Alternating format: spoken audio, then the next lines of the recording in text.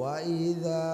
قَامُوا إِلَى الصَّلَاةِ قَامُوا كُسَالَى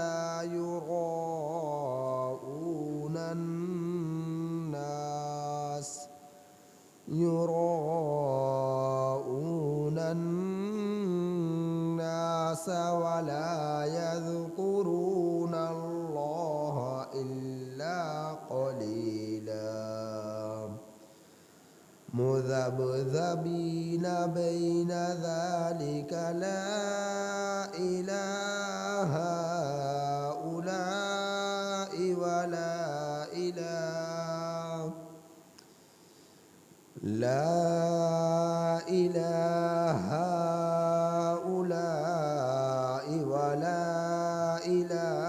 هَٰؤُلَاءِ وَمَن يُضْلِلِ اللَّهُ فَلَن تَجِدَ لَهُ سَبِيلًا يَا أَيُّهَا الَّذِينَ آمَنُوا لَا تَتَّخِذُوا الْكَافِرِينَ أَوْلِيَاءَ مِن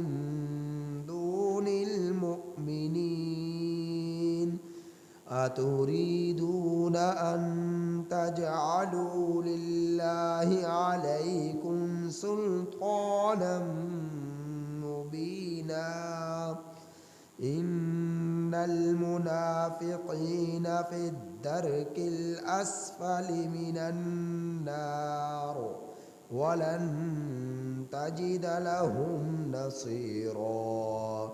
إِلَّا الَّذِينَ تَابُوا وَأَصْلَحُوا وَاعْتَصَمُوا بِاللَّهِ وَأَخْلَصُوا دِينَهُمْ لِلَّهِ فَأُولَٰئِكَ مَعَ الْمُؤْمِنِينَ وَسَوْفَ يُؤْتِ اللَّهُ الْمُؤْمِنِينَ أَجْرًا عَظِيمًا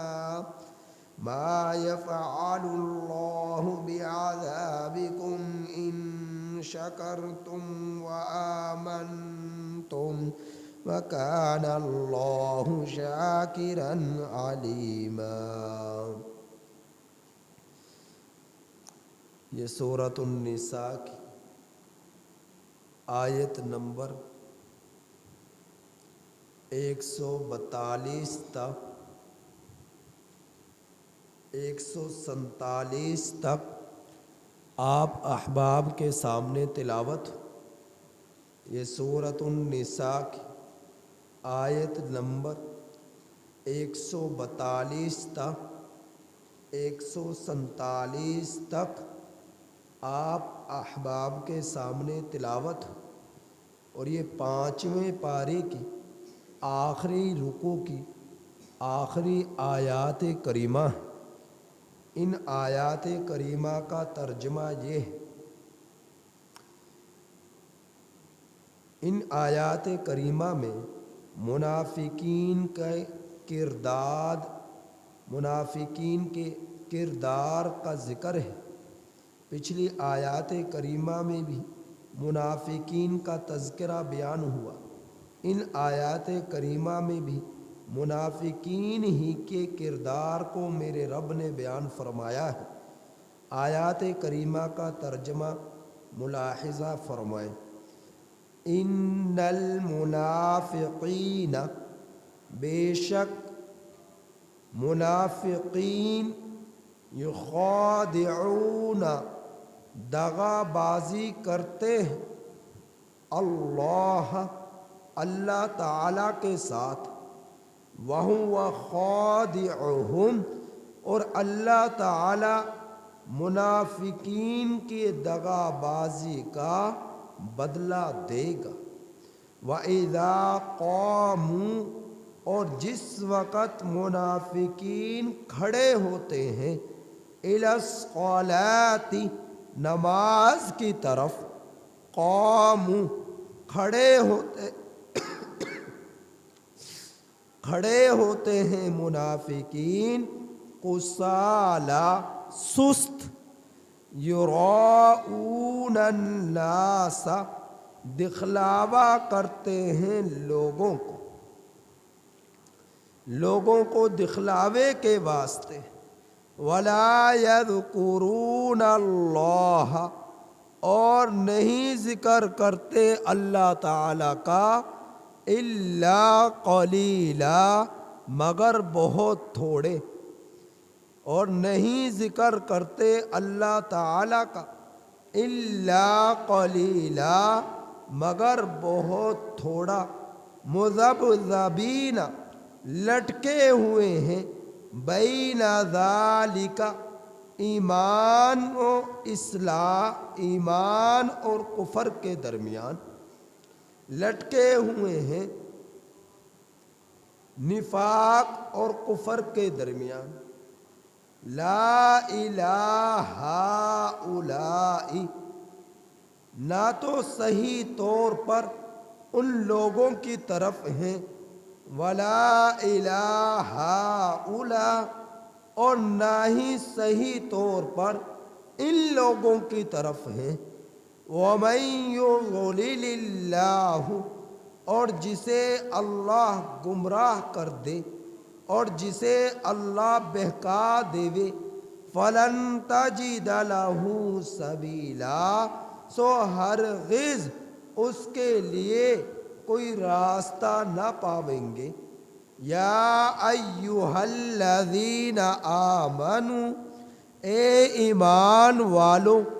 لا تتخذوا الکافرین، نہ بناؤ تم لوگ کافروں کو، اولیاء،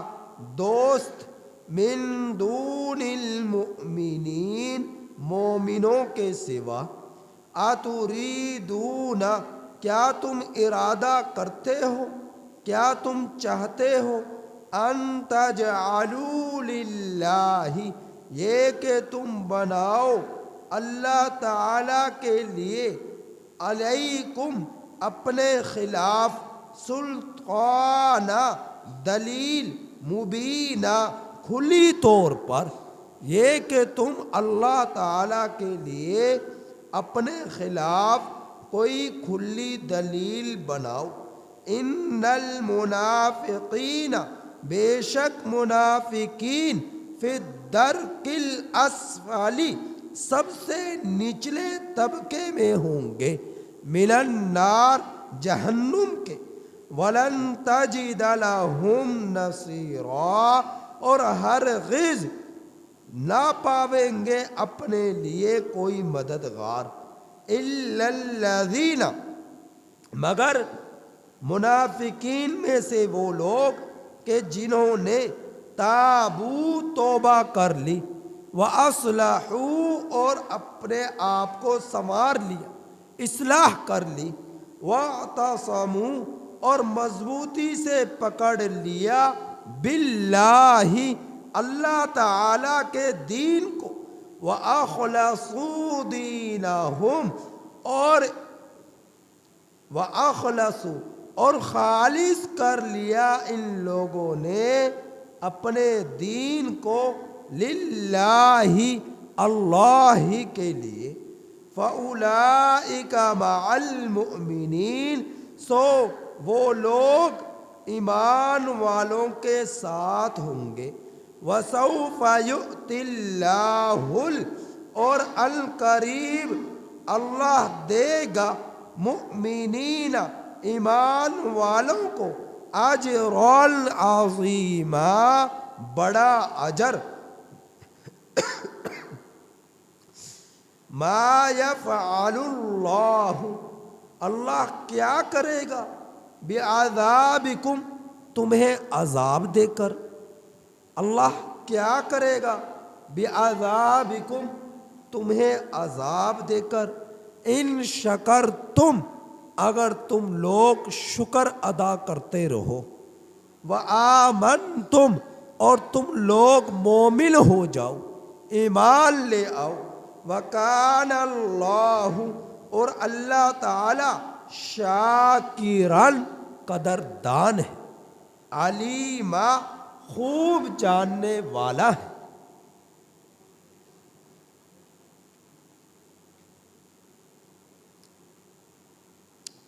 پچھلی آیات کریمہ میں بھی منافقین ہی کا تذکرہ چلا آ رہا تھا، ان آیات کریمہ میں بھی اللہ جل جلالہ نے منافقین کے جو ہے منافقین کی حرکات اور جو ہے منافقین کے کردار سازی کا تذکرہ فرمایا ہے، اور منافقین کے بارے میں کیا بیان فرمایا کہ منافقین کی تعریف میں نے یہ بیان کی تھی کہ منافق اسے کہا جاتا ہے جو زبان پر تو ایمان کا اظہار کرے اور دل میں کفر رکھے، اور منافقین مسلمانوں کو دھوکہ دینے کے لیے مسلمانوں کے ساتھ عبادات میں بھی شامل رہتے، نیکیوں میں بھی شامل رہتے، لیکن بوجھ سمجھ کر سستی کرتے ہوئے صرف دکھلاوے کے واسطے تاکہ یہ ہمیں مومن سمجھے، دھوکہ دینے کے لیے، دغا بازی کرنے کے لیے ایسا کیا کرتے تھے۔ اور مومنوں کے ساتھ دغا بازی کرنا، ایمان والوں کے ساتھ دغا بازی کرنا، عبادات میں ایمانیات میں سستی کرنا، یہ حقیقت میں اللہ تعالیٰ کے ساتھ دغا بازی کرنا ہے۔ اور دغا بازی تو دھوکہ تو اسے دیا جاتا ہے جس سے کوئی چیز مخفی ہو، جس سے کوئی چیز چھپی ہوئی ہو، اور اللہ کی ذات تو وہ ذات ہے جس سے کوئی چیز چھپی ہوئی نہیں ہے، وہ علیم ہے، وہ خبیر ہے، وہ سمیع ہے، وہ بصیر ہے، وہ دیکھنے والا ہے، وہ سب کچھ اسے دکھائی دے رہا ہے، ہر پل، ہر گھڑی، ہر سیکنڈ، ہر لمحہ اللہ رب العزت سمندر کی گہرائیوں میں بھی جو چیزیں نقل و حرکت کر رہی ہیں، زمین کے گہرائیوں میں بھی، تہوں میں بھی جو چیز نقل و حرکت کر رہی ہیں، ان کی آہٹ سے بھی باخبر ہے، سن رہا ہے، ان کے رینگنے کو بھی سن رہا ہے، انہیں خوراک بھی دے رہا ہے، اور پوری کائنات میں بیک وقت ہر چیز کو دیکھ رہا ہے، ہر ایک کی پکار کو سن رہا ہے، ہر ایک کو رزق پہنچا رہا ہے، ہر ایک کو دکھ سکھ دے رہا ہے، ہر ایک کو خوشی بدحالی دے رہا ہے، خوشحالی دے رہا ہے۔ اللہ رب العزت بیک وقت ہر سیکنڈ، ہر گھڑی، ہر لمحہ، ہر کام کو سر انجام دے رہا ہے۔ تو دھوکہ تو اسے دیا جاتا ہے جس کے علم میں کوئی چیز نہ ہو، جس سے چیزیں چھپی ہوئی ہوں، تو اللہ تعالیٰ کو یہ لوگ دھوکہ نہیں دے سکتے، لیکن یہ اپنے آپ کو دھوکہ دے رہے۔ تو اللہ تعالیٰ اسی کا ذکر فرما رہے، منافقین کی حالت یہ ہے کہ وہ اللہ تعالیٰ کے ساتھ دغا بازی کرتے ہیں، وَهُوَ خَادِعُهُمْ، اور اللہ تعالیٰ ان لوگوں کو ان کے دغا بازی کا بدلہ دے گا۔ اللہ تعالیٰ ان لوگوں کو، ان منافقین کو ان کے دغا بازی کا بدلہ دے گا، اور وہ اس بدلے کو انجام بند کی صورت میں دیکھیں گے، جہنم کی صورت میں دیکھیں گے، عذاب کی صورت میں دیکھیں گے، ہولناکیوں کی صورت میں دیکھیں گے، رب کی طرف سے گرفت اور پکڑ کی صورت میں دیکھیں گے۔ تو اللہ رب العزت نے پھر ان کے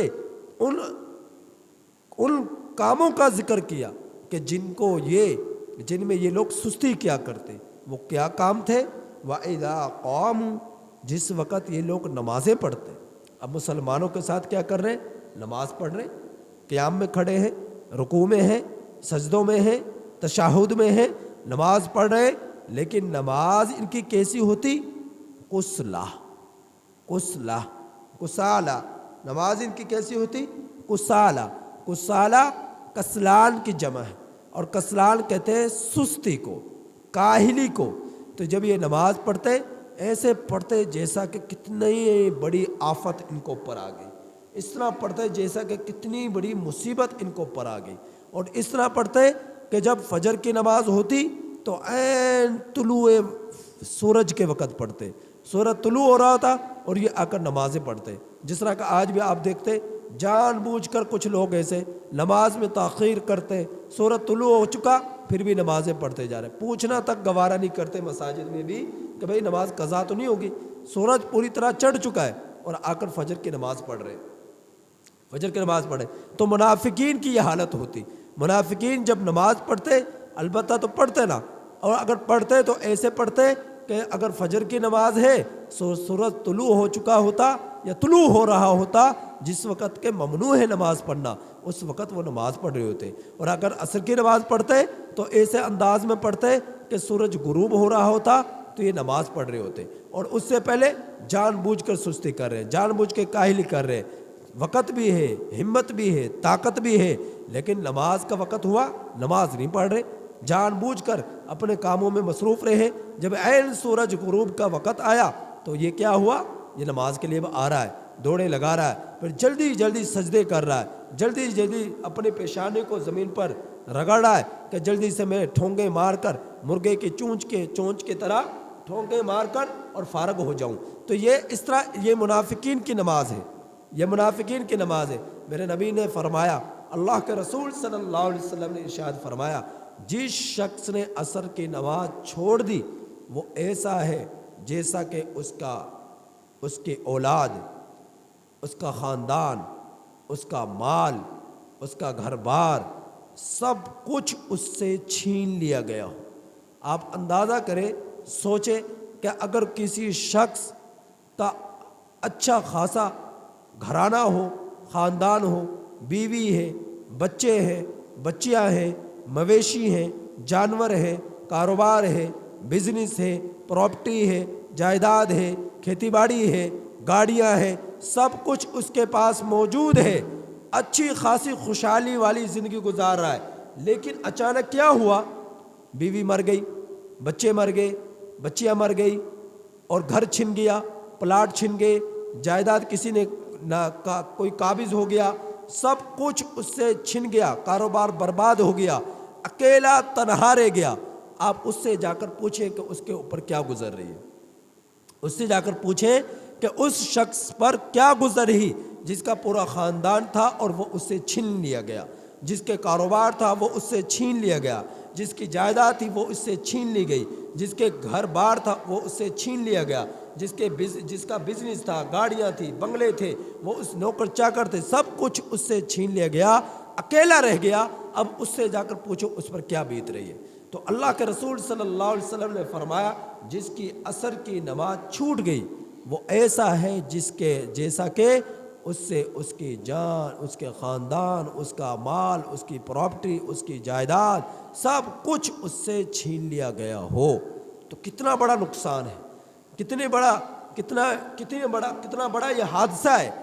جو ہمیں معمولی لگتا ہے کہ عصر کی نماز کو جان بوجھ کر چھوڑ دیا، پڑھنا گوارا نہ کیا. تو منافقین کسی نمازیں نہ پڑھیں، اور اگر نماز پڑھ رہے، وقت پر پڑھ رہے تو کیسے پڑھتے، چہرے لٹکے ہوئے، اداسی چہروں پر ہے، اور بدن میں جو ہے کاہلی نظر آ رہی ہے، سستی نظر آ رہی ہے، جیسا کہ کتنا بڑا بوجھ ہے جو اس کو پر ڈال دیا گیا کہ جلدی سے نماز پڑھے، سلام پھیرے اور مسجد سے بھاگے، جلدی سے نماز پڑھے اور مسجد سے بھاگے نکلے،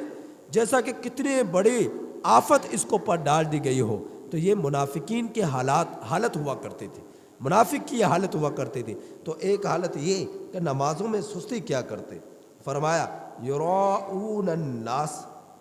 اور کیوں نماز پڑھتے؟ تاکہ مومن بھی سمجھے کہ ہم مومن ہیں، تاکہ لوگ سمجھے کہ ہم بھی پکے مومن ہیں، ہم بھی پکے مسلمان ہیں، تو لوگ ہمیں مومن سمجھے، تو لوگوں کو دکھلاوے کے واسطے نماز پڑھتے. البتہ پڑھتے نہیں، اگر پڑھتے سستی کاہلی کرتے. اور پھر دوسرا یہ اس لیے پڑھتے تاکہ ایمان والوں کو یقین ہو جائے کہ ہم بھی مومن ہیں، ہم بھی مسلمان ہیں، اس لیے پڑھتے. اور تیسرے نمبر پر کیا، وَلَا يَذْكُرُونَ اللَّهَ إِلَّا قَلِيلًا.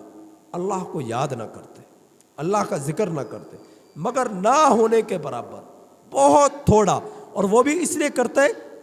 تسبیحات ہاتھوں پہ موجود ہے، تسبیح ہاتھوں میں موجود ہے اور ہونٹوں پر ذکر جاری ہے. اور وہ کب کرتے؟ جب دیکھ رہے ہیں کہ مسلمان موجود ہیں، ایمان والے موجود ہیں، تب وہ کیا کرتے؟ تسبیح پکڑتے اور ہونٹوں کو حرکت دیتے تاکہ یہ سمجھے کہ بھئی یہ بڑا اللہ کا ولی ہے، بڑا پکا مسلمان ہے، بڑا ٹھکا مسلمان ہے. جیسا کہ آج بھی آپ دیکھیں گے لوگ جتنے ایسے منافق قسم کے لوگوں سے متاثر ہیں، تسبیح پکڑی ہاتھ میں اور ہونٹوں پر حرکت دی. اب جو اہل بصیرت ہے وہ تو سمجھ جاتے ہیں کہ بھئی یہ کہاں کیسا ہے، اس کے اندر کیا ہے، وہ تو سمجھ جاتے ہیں کہ ان کے ہاتھوں میں تسبیح ہونٹوں پر حرکت، ہر وقت تسبیح، یا ہونٹوں پر بھی حرکت نہیں، تسبیح سے ہی متاثر، بڑا نیک آدمی ہے، بڑا پاکسار آدمی ہے، بڑا نیک متقی مومن ہے، کہ اس سے بڑا نیک کوئی نہیں ہے، اس سے بڑا عاجز کوئی نہیں ہے، اس سے بڑا متقی کوئی نہیں ہے، یوں سمجھ کر اس کے دھوکے میں آتے، کام اس کے کیسے، نمازیں اس کے قریب نہیں آتی، نمازوں کے وہ قریب نہیں جاتا، اس کی زندگی کیسی، بات کرے تو جھوٹ بولے، امانت رکھی جائے تو بددیانتی کرے، خیانت کرے، اور وعدہ کرے تو وعدہ خلافی کرے۔ یہ منافق کی علامات میرے نبی نے حدیث مبارکہ میں بتلائی ہیں کہ منافق کی علامات کیا ہیں؟ جب بھی بات کرتا ہے جھوٹ بولتا ہے، جب بھی بات کرتا ہے جھوٹ بولتا ہے، جب بھی امانت رکھوائی جائے خیانت کرتا ہے، جب بھی وعدہ کرتا ہے وعدہ کی خلاف ورزی کرتا ہے۔ یہ میرے نبی نے صحیح حدیث میں ہے کہ منافق کی علامات بتلائی ہے۔ اب ہاتھوں میں تسبیح ہے، نمازوں کو قریب نہیں جاتا، سنت رسول ان کے چہروں پر نہیں ہے، اور نیکوں کا لباس ان کے جسموں پر نہیں ہے، نمازوں کو قریب وہ بھٹک کے جو ہے قریب آتے نہیں ہیں، تو ایسے لوگ جو ہیں وہ کیا ہے؟ منافق ہیں۔ تو آج بھی منافق نما کچھ لوگ نظر آئیں گے جو بظاہر اپنے آپ کو کہتے ہیں ہم پکے مسلمان ہیں، ہم سے زیادہ درد دین رکھنے والا کوئی نہیں ہے، لیکن حقیقت میں ان کے عمل سے، ان کے کردار سے، ان کے جو ہے کرتوتوں سے یہ نظر آتا ہے کہ اسلام کی اس کو دور تک بھی ہوا نہیں لگی، اسلام کی دور تک بھی اس کو ہوا نہیں لگی۔ تو آج بھی کچھ ایسے منافق قسم کے لوگ نظر آئیں گے۔ تو اللہ کے رسول صلی اللہ علیہ وسلم کے زمانے میں بھی ایسے کچھ لوگ تھے، تو جب وہ البتہ ذکر کرتے نہیں، اور ذکر کرتے تو بہت تھوڑا، اور وہ بھی اس لیے کرتے تاکہ مومن یہ سمجھے کہ ہاں یہ مسلمان ہیں، یہ بھی پکے مسلمان ہیں، بڑے نیک آدمی ہیں، بڑا متقی آدمی ہے۔ تو جتنے لوگوں کے ظاہری بناوٹ سے، ظاہری کردار سے، جو اس کے لباس سے، اس کی پوشاک سے، اس کی اس کے ظاہری وضاقتہ سے، جو نیکوں کا لباس ہے، نیکوں کا انداز ہے، اس کی شکل و صورت اپنی بنا لے، اور باقی اندر اس کے بھیڑیا چھپا ہو، اندر اس کے شیطان چھپا ہو، تو لوگ جو ہے جب کہ دین کی اس کو دور تک بھی ہوا نہ لگی ہو، لوگ اس سے بہت زیادہ متاثر ہوتے ہیں، بہت زیادہ متاثر ہوتے ہیں کہ یہ نیک ہے، یہ نیک ہے، لیکن اس کی صلاحیت اللہ رب العزت اہل بصیرت کو عطا فرماتے ہیں کہ اس کے اندر ہے کیا، یہ کیسا ہے، اور اس کے اعمال سے پتہ چلتا ہے، اس کی کرتوتوں سے پتہ چلتا ہے، اس کے نقل و حرکت سے پتہ چلتا ہے یہ کتنا پکا مسلمان ہے اور کتنا کچا مسلمان ہے، یہ خرا ہے یا کھوٹا ہے۔ اہل بصیرت اس کو جانتے ہیں، سنار کے پاس جائے ہیرا لے کر تو وہی اس کی پہچان رکھتا ہے، اس کی قیمت کیا ہے، اس کی اہمیت کیا ہے۔ اگر کسی لوہار کے پاس جائیں گے تو وہ نہیں بتا سکتا کہ اس کی قیمت کیا ہے، اگر کسی کسان کے پاس جائیں گے تو وہ نہیں بتا سکتا اس ہیرے کی، ان جواہرات کی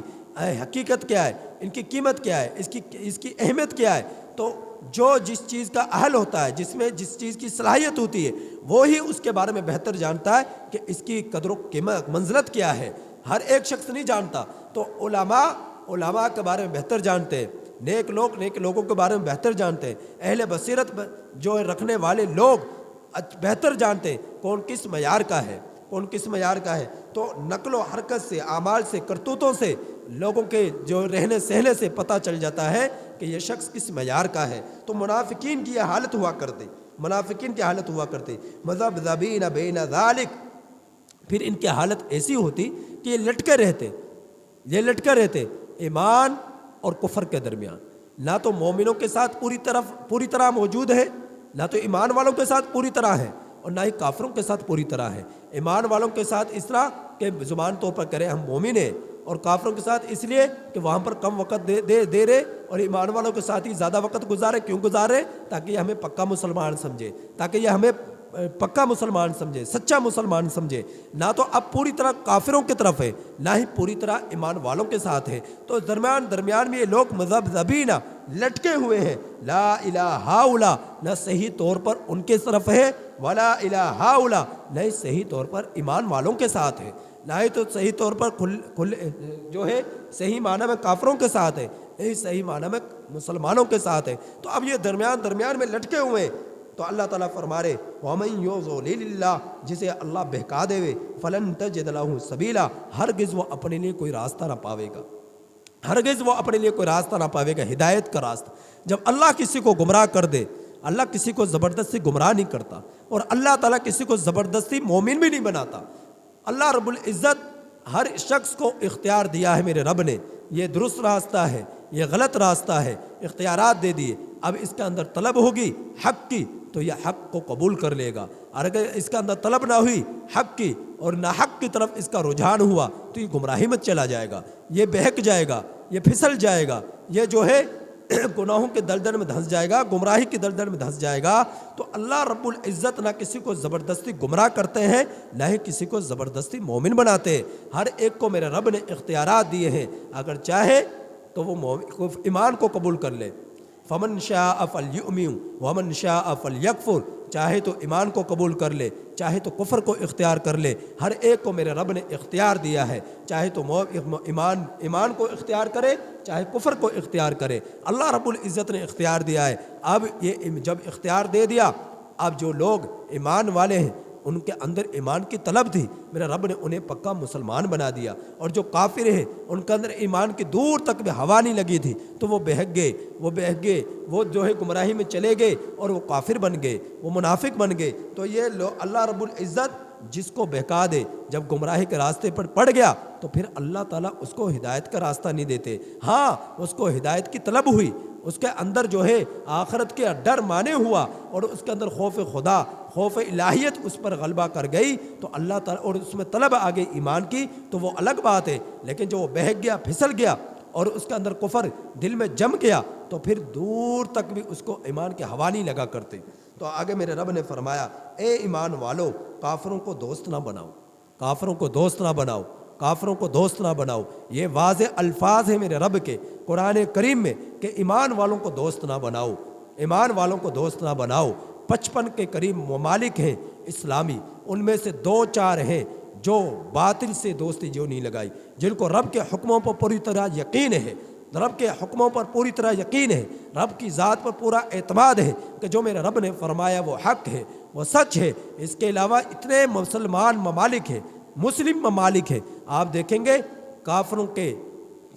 کے ماتحتی میں وہ چل رہے ہیں، جیسا امریکہ کہے گا ویسا وہ کریں گے۔ ان کے اندر ڈر ہے، ان کے اندر خوف ہے کہ بھائی یہ ہمارا آقا ہے، یہی ہمارا بڑا ہے، جیسا یہ کہے گا ایسا کریں گے۔ اگر یہ 56 ملک 53 ملک اگر یہ پوری طرح متحد ہو جائیں، پوری دنیا پر ان کا غلبہ ہو جائے۔ اگر مسلمان آج ٹوٹ پھوٹ کا شکار ہے، انتشار کا شکار ہے، وہ اس لیے ہے کہ آپس میں متحد نہیں ہے، آپس میں ایک قوم نہیں بنے، آپس میں بھائی نہیں بنے، جبکہ حدیث میں مسلمان کا بھائی ہے، انما المؤمنون اخوہ، قرآن میں ہے مومن آپس میں بھائی ہے۔ تو مومن جب تک آپس میں بھائی نہیں بنیں گے، متحد نہیں ہوں گے، ایک دوسرے کا درد کو اپنا درد نہیں سمجھیں گے، اس وقت تک ان کا قوت، ان کے اندر ان کا غلبہ پوری دنیا پر ہو نہیں سکتا۔ تو مسلمانوں میں اتحاد کا ہونا انتہائی ضروری ہے۔ تو آج ہم نے رب کے کلام پر اعتماد کو چھوڑ کر باطل پر اعتماد کر لیا، ان کی طرف نظریں جما لی کہ یہی سپر پاور ہے، یہی ہمارا آقا ہے، یہ جس چیز کو مہنگا کریں گے مہنگی ہوگی، جس چیز کی قیمت کو بڑھائیں گے وہ قیمت بڑھے گی، جس چیز کی لچک دیں گے اس میں لچک ملے گی، جو یہ کہیں گے ایسا کریں گے، جیسا یہ چلائیں گے اس طرح چلیں گے۔ تو ہم نے سب کچھ اللہ کے دشمنوں کو سمجھ لیا، اللہ کے باغیوں کو سمجھ لیا اور ان کو دوست بنا لیا، اور ان کی طرف دوستی کا ہاتھ بڑھاتے، اور جب دوستی کو وہ قبول کر لیتے تو خوشی سے ہم پھولے نہیں سماتے۔ تو میرے رب نے واضح طور پر قرآن کریم میں یہ ارشاد فرمایا ہے، اے ایمان والوں کو مخاطب کیا، کیونکہ ایمان والے میرے رب کے چہتے ہیں، ایمان والے میرے رب کے پیارے ہیں، ایمان والوں سے میرے رب کو محبت ہے، تو ایمان والوں کو مخاطب کیا، اے ایمان والو، یا ایھا الذین آمنو، اے ایمان والو، لا تتخذوا الکافرین اولیاء، تم دوست نہ بناؤ، تم دوستی کا ہاتھ نہ بڑھاؤ، کافروں کی طرف، من المؤمنین، ایمان والوں کو چھوڑ کر۔ آج آپس میں اسلامی سلطنتیں ایک دوسرے کے ساتھ نہیں دے رہی، ایک دوسرے کے ساتھ متحد نہیں ہے، تو ایمان والوں سے تو دوستی نہیں لگائی اور کافروں سے دوستی لگا لی، تو پھر کہاں خوشحالیاں آئیں گی، کہاں زندگیوں میں سکون آئے گا، کہاں معیشت مستحکم ہوگی، کہاں پر معاشرتی زندگیاں بحال ہوں گی۔ کہاں پر جو ہے معیشت مضبوط ہوگی، کہاں پر ملک اسلامی سلطنتیں عروج پائیں گی، کہاں پر ان کی طاقت، ان کا غلبہ کافروں کے دل اور ان کے دماغوں پر مسلط ہوگا، جب ہم مسلمانوں کو چھوڑ کر کافروں کی طرف دوستیاں کو ہاتھ بڑھائیں گے، دوستی کا ہاتھ بڑھائیں گے۔ تو اللہ رب العزت نے واضح الفاظ میں بیان فرمایا، یہ کسی عالم کا قول نہیں ہے، یہ کسی عام شخص کا قول نہیں ہے، کسی بڑے لیڈر کا قول نہیں ہے، کسی وزیر اعظم کا قول نہیں ہے، کسی وزیر اعظم کی بات نہیں ہے، کسی صدر کی بات نہیں ہے، یہ احکم الحاکمین کی بات ہے، یہ اللہ جل جلالہ کی بات ہے، یہ اللہ کا حکم ہے۔ اے ایمان والو، تو ایمان والوں کو چھوڑ کر کافروں کی طرف دوستی کا ہاتھ نہ بڑھاؤ، ان کو دوست نہ بناؤ۔ ہاں دوستی لگانی ہے، مسلمان سے لگاؤ، اسلامی سلطنتوں سے لگاؤ، اسلامی ممالک سے لگاؤ، ان سے دوستی لگاؤ اور متحد ہو جاؤ،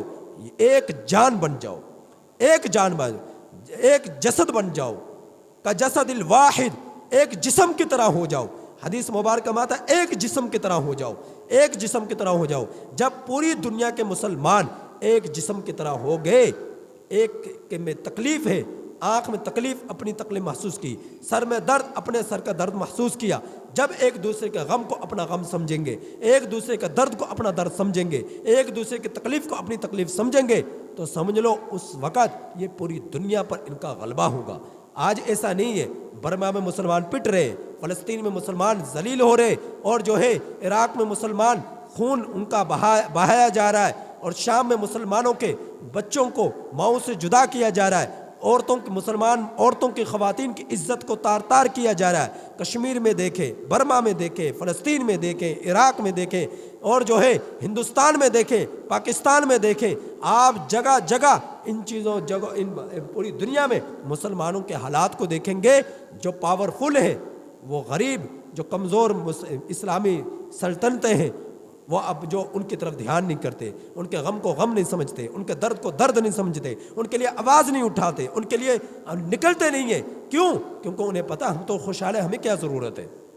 ہمیں کیا ضرورت ہے۔ تو یہ دین سے دوری کی وجہ ہے، اللہ تعالیٰ سے دوری کی وجہ ہے، دین سے دوری کی وجہ ہے، دین سے ناسمجھی کی وجہ ہے۔ آج دنیا کو ہم نے سب کچھ سمجھ لیا، آخرت کو ہم بھلا بیٹھے ہیں، اللہ سے ہم دور ہو چکے ہیں، اور نبی سے ہم دور ہو چکے ہیں۔ اگر ہمیں خوف خدا ہو، نبی سے محبت ہو، نبی سے عشق ہو، دین سے الفت ہو، تو پھر ہم دوسرے کے درد کو اپنا درد سمجھے، دوسرے کے تکلیف کو اپنی تکلیف سمجھے۔ تو اللہ رب العزت نے قرآن کریم میں ارشاد فرمایا، اے ایمان والو، کافروں سے دوستی نہ لگاؤ، مومنوں کو چھوڑ کر۔ اتریدون،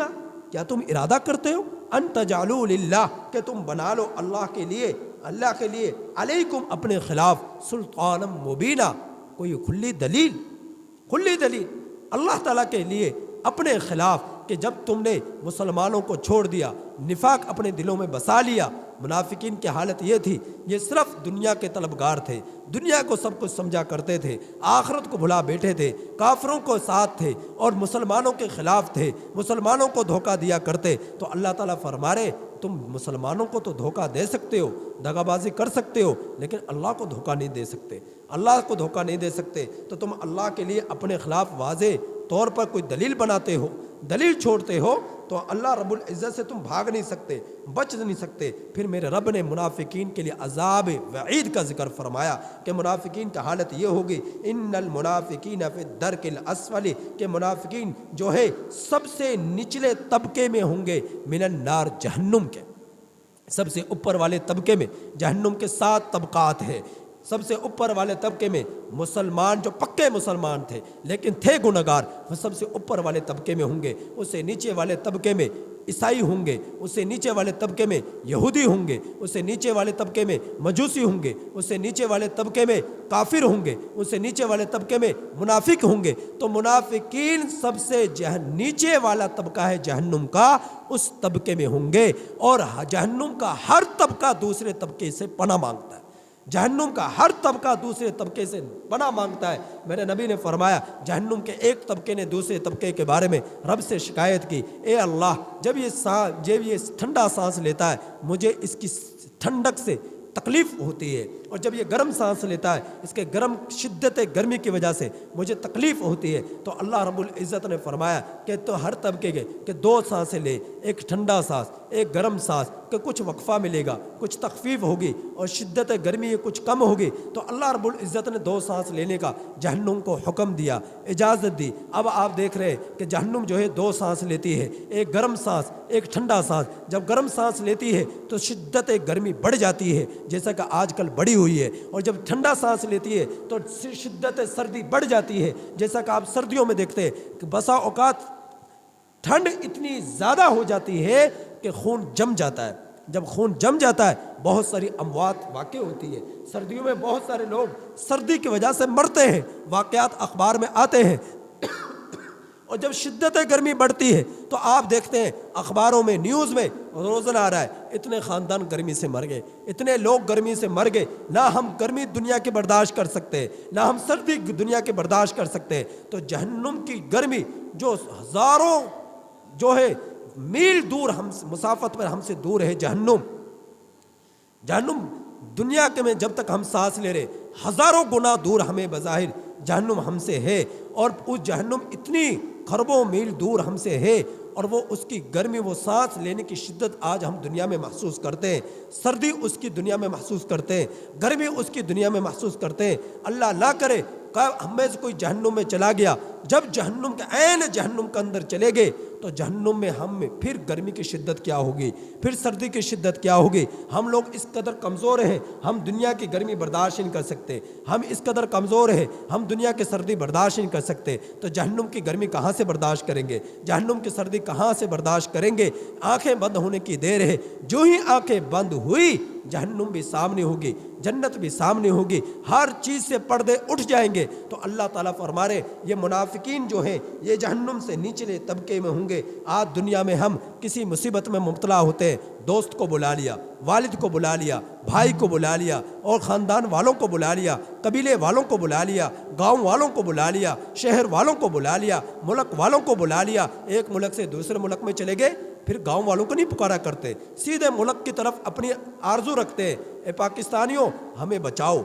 ہمیں جو ہے باہر کی جیلوں سے ہمیں نجات دلواؤ۔ ان کے آپ دیکھتے ہیں نیوز جیلوں میں بند ہے اور وہاں کے پاکستانی قیدی فریاد کرتے ہیں ہمیں نکالو، پاکستانی گورنمنٹ سے فریاد کرتے ہیں ہمیں یہاں سے نکالو۔ وہ اپنے گاؤں والوں سے نہیں کہتے، اپنے خاندان والوں سے نہیں کہتے، کیونکہ ان میں اتنی پاور نہیں، وہ پاکستان والوں سے کہتے ہیں۔ اور اگر شہر میں کوئی موجود ہے شہر والوں سے پناہ مانگتے ہیں، گاؤں میں کوئی موجود ہے گاؤں والوں سے گاؤں والوں کی مدد کو پکارتے ہیں۔ اگر خاندان میں آپس میں جھگڑا ہو گیا ایک قبیلے کا دوسرے قبیلے والوں سے تو خاندان والوں کو پکارتے ہیں۔ تو اللہ رب العزت فرما رہے کل قیامت کے دن نہ خاندان کام آئے گا، نہ گاؤں کام آئے گا، نہ شہر کام آئے گا، نہ ملک کام آئے گا، کوئی کسی کے کام نہ آئے گا۔ وَلَن تَجِدَ لَهُمْ نَصِيرًا۔ اور اللہ تعالیٰ سے کے لیے کہ جب کل قیامت کے دن پیشی ہوگی اللہ تعالیٰ کے سامنے کوئی مددگار نہ ہوگا، کوئی تمہیں نہیں بچا سکتا، کوئی تمہیں جہنم سے نہیں نکال سکتا، کوئی تمہاری مدد کے لیے نہیں آئے گا۔ بیوی بھی بھاگ رہی، باپ بھی بھاگ رہا، اولاد بھی بھاگ رہی۔ یوم یفر المرء من اخیہ وامہ وابیہ وصاحبتہ وبنیہ لکل امرئ منہم یومئذ شأن یغنیہ۔ ہر ایک اپنی ایک شان میں ہوگا، ہر ایک کو اپنی فکر ہوگی، کوئی کسی کے کام نہ آئے گا۔ تو اللہ تعالیٰ فرما رہے یہ منافقین کے یہ حالات ہیں، آج یہ اپنے نفاق میں آگے بڑھے ہوئے، کل قیامت کے دن کوئی ان کو بچا نہ سکے گا اللہ کے عذاب سے۔ ہاں اگر ان منافقین میں سے، اگر ان کافروں میں سے، ان مشرکین میں سے، ان بدبختوں میں سے اگر کوئی توبہ تائب ہو جائے، مومن ہو جائے، پکا مسلمان ہو جائے، الا الذین تابوا، مگر وہ لوگ جنہوں نے توبہ کر لی، واصلحوا، اور اصلاح کر لی، اپنے آپ کو سنوار لیا، واعتصموا باللہ، اور اللہ تعالیٰ کو دین کو مضبوطی سے پکڑ لیا، واخلصوا دینہم، اور خالص کر لیا اللہ اپنے دین کو اللہ کے لیے، خالص کر لیا اپنے دین کو اللہ کے لیے، تو اللہ تعالیٰ فرما رہے فَأُولَئِكَ مَعَ الْمُؤْمِنِينَ، پھر ان کا حشر نشر ایمان والوں کے ساتھ ہوگا، پھر ان کا حشر نشر ایمان والوں کے ساتھ ہوگا، پھر یہ مومن ہو گئے، پھر ایمان والوں کے ساتھ جو اللہ رب العزت کی طرف سے نعمتیں ہوں گی وہ ان کو بھی ملیں گی، جو بشارتیں ہوں گی وہ ان کو بھی ملیں گی، مسلمان جنت میں جائیں گے یہ بھی جائیں گے۔ تو اللہ تعالیٰ فرما رہے وَسَوْفَ يُؤْتِ اللَّهُ الْمُؤْمِنِينَ أَجْرًا عَظِيمًا، ان قریب اللہ دے گا ایمان والوں کو اجر عظیم، بڑا اجر دے گا جو مومن ہو جائے گا۔ لیکن جو مومن ہی نہیں ہوا تو اس کو اجر نہیں ملے گا، اجر کی ہوا بھی نہیں لگے گی۔ ما یفعل اللہ بعذابکم، اچھا تم یہ بتلاؤ، اللہ تعالیٰ فرما رہے اے لوگو تم بتلاؤ تو صحیح مجھے کیا ملے گا تمہیں میں عذاب دوں۔ اللہ تعالیٰ فرما رہے تم بتاؤ تو صحیح، ما یفعل اللہ بعذابکم، اللہ کو ملے گا کیا اگر وہ تمہیں عذاب دے، اگر وہ تمہیں جہنم میں ڈالے، اگر وہ تمہارے اوپر سختیاں کرے، اگر تو ہماری پکڑ دھکڑ کرے، اگر وہ تمہیں عذاب کے اندر مبتلا کرے، آگ میں وہ تمہیں ڈالے، ازدہوں کا شکار تمہیں بنائے، نوالا تمہیں بنائے، تم یہ بتاؤ اللہ کو ملے گا کیا؟ اللہ کو کیا ملے گا؟ تم بتاؤ تو صحیح نا، تم نمازیں پڑھتے ہو، اللہ نے حکم دیا، تو تمہاری نمازوں سے اللہ کو کیا ملے گا؟ تم زکوٰۃ ادا کرتے ہو، اللہ کا حکم ہے، لیکن زکوٰۃ ادا کرنے سے اللہ کو کیا ملے گا؟ بتاؤ تو صحیح، اس کی عظمت بڑھے گی، اس کی شان بڑھے گی۔ تو اللہ تعالیٰ فرمانے جو کچھ بھی تم کرتے ہو تمہارا فائدہ ہے، جو کچھ بھی کرنا ہے تم نے دنیا میں تمہارا فائدہ ہے۔ اللہ کی شان ہمیشہ سے بڑی ہوئی ہے، اللہ کی عظمت ہمیشہ سے بڑی ہوئی ہے، تمہارے کم کرنے سے وہ کم نہ ہوگی، تمہارے بڑھائی بیان کرنے سے وہ بڑھے گی نہیں، وہ ہمیشہ سے جتنی ہے وہ اتنی ہی رہے گی۔ پوری دنیا کے پیچھے آپ پڑ چکے، لوگ کافر ہو جائیں، اللہ کی شان میں کوئی فرق نہیں پڑے گا۔ تو اللہ تعالیٰ فرما رہے ما یفعل اللہ بعذابکم، اللہ تعالیٰ کو تمہیں عذاب دے کر کیا ملے گا؟ تو بتاؤ تو صحیح کیا ملے گا؟ پھر آگے فرمایا ان شکرتم، اگر تم شکر گزار بن گئے، قدردان بن گئے، شکر گزار بن گئے، اپنے رب کا شکر ادا کرنے والے بن گئے، وآمنتم، اور تم پکے مسلمان ہو گئے، سچے مسلمان ہو گئے، ٹھکے مسلمان ہو گئے، وکان اللہ شاکرا علیما، تو اے لوگو پھر سنو، اللہ تمہارے ایمان کی قدردانی کرے گا، تمہارے شکر گزار بندہ بننے کی بنا پر تمہارا قدردان ہوگا، وہ تمہارا قدردان ہوگا، علیما، اور وہ خوب جانتا ہے تمہارے اندر کتنا نفاق ہے، کتنے تم پکے مسلمان ہو، کتنے تم ٹھکے مسلمان ہو، کتنے تم سچے مسلمان ہو۔ تم اپنے دل میں جو کچھ رکھو گے وہ اس کے سامنے عیاں ہے، ظاہر ہے، تم کسی چیز کو چھپا نہیں سکتے۔ اگر تم پکے مسلمان ہوگے، خالص مسلمان ہوگے، اور تمہارا اندر ذرا بھر بھی نفاق نہ ہوا، اللہ کے لیے تمہاری زندگی ہو، اللہ کے لیے تمہارا جینا ہو، اللہ کے لیے تمہارا مرنا ہو، ان الصلاۃ ونسکی ومحیایا ومماتی للہ رب العالمین، اللہ کے لیے جینا، اللہ کے لیے مرنا، اللہ کے لیے سانسیں ہیں، اللہ کے لیے زندگی ہے، اللہ کے لیے موت ہے۔ جب سب کچھ تمہارا اللہ کے لیے ہو گیا تو تمہارا رب تمہاری قدردانی کرے گا، وہ رب تمہاری قدردانی کرے گا، وہ تمہیں نعمتوں سے نوازے گا، وہ تمہیں جنت سے نوازے گا، وہ بخشش سے نوازے گا، وہ درجات سے نوازے گا۔ تو اللہ رب العزت سے بڑھ کر کوئی قدردانی نہیں کر سکتا، لہٰذا تم اپنے رب کی چاہت کے مطابق زندگی گزارو، اس کی مان کر زندگی گزارو، اس کے ماتحتی میں زندگی گزارو، جیسا اس نے کہا ہے۔ دنیا کی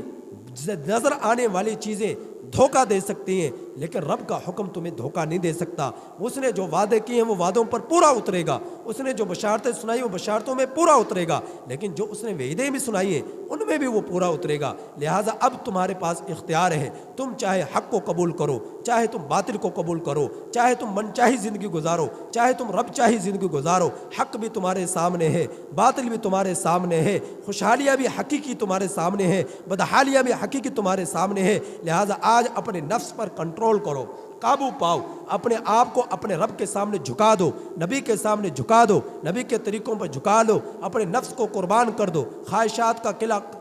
قلعہ کما کر دو، تو اللہ رب آج کی 70 سالہ زندگی تم نے رب کے لیے قربان کر دی، پھر نہ ختم ہونے والی زندگی تم رب کی نعمتوں کو دیکھو گے، نہ ختم ہونے والی زندگی میں تم اپنے رب کی طرف سے بشارتوں کو دیکھو گے، نعمتوں کو دیکھو گے، درجات کو دیکھو گے، دیدار کو دیکھو گے، زیارت کو دیکھو گے، جنت کو دیکھو گے، اور ہمیشہ کے لیے نعمتوں میں رہو گے۔ اللہ تعالیٰ سے دعا ہے کہ اللہ تعالیٰ ان آیات کریمہ کی کامل سمجھ عطا فرمائے اور آخرت کی فکر عطا فرمائے۔